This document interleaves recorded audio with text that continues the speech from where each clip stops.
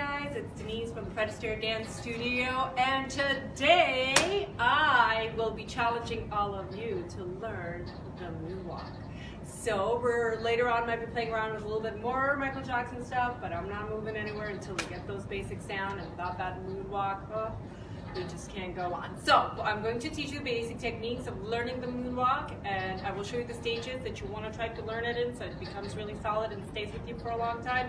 It will take some time, but it seems like time's all we have and small confined space, so that's what we're going to do.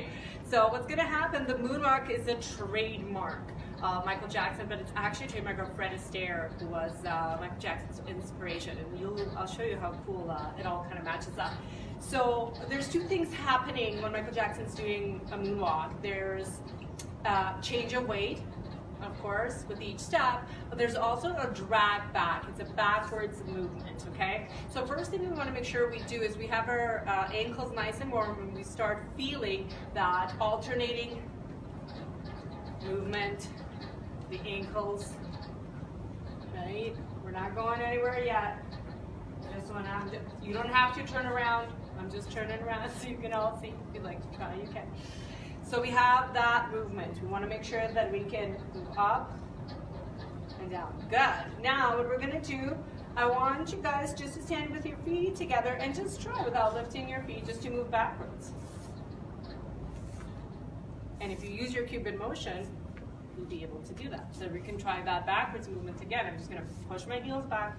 Push my heel back, one at a time. I'm gonna let my hips sink in, just to feel a little drag back. Now I can't give you an everyday example, let's say, of this kind of movement, but we've been doing a little bit of homeschooling in my house using a geometry set, so I want you to think that what you're actually doing is this movement is when you place your finger on the ruler.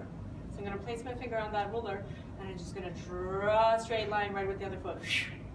I'm gonna place my finger on this ruler, I'm going to keep it there and drag this foot back. And that's kind of how it develops. So one foot holds, the other one drags back.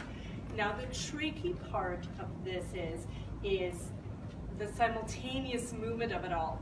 So now this is the Fred Astaire little nugget that's going to come at you.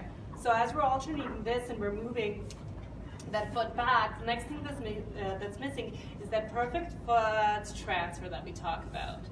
So what's happening here, I have the weight, my whole body weight on the ball of my foot, so I can easily drag back and give tone into that foot, transfer the weight at the same time as the heel lands, and we'll drag back. And eventually you get into fun little variations of it. So what you can do, you can start here. If you're more on a spot person, you can just feel and bring the foot all the way around. So what we're doing, we're just doing a nice in place walk, drag back, step, drag, just under your body. I'm not going anywhere. So what happens, that means that I'm keeping the weight of my body over top of my front foot. If now I take that step and I actually follow my heel, I will actually begin to move. So it's kind of cool. It took me a really long time to do it. I enjoyed every minute of it because I could slowly feel how much control I'm getting in my feet, how far I can take it, how many movements I can do, and where it can all lead. So it's kind of cool that we can do that. So I hope that this is going to be successful for you. Keep at it. It is super fun, but make sure you do it some cool MJ tracks from back in the day. Thanks so much, guys. You've been great. Good luck to you all. And oh!